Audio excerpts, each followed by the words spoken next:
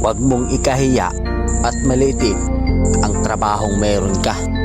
Katulong, construction worker, pahinante, driver, welder, gwardya, basurero, o kahit ano pa man ang trabaho mo. Basta kumikita ka sa malinis na paraan at wala kang inaargabyadong tao, diretso lang. Hayaan mo sila dahil hindi ka mapapakait ng mga sinasabi nila. Lagi mong iisipin na kaya ka nagsusumikap para maabot mo yung pangarap mo at makuha yung mga bagay na gusto mo. Ipagmalaki mo yung trabahong meron ka, kundi dahil sa atin wala silang matibay na paniniwala.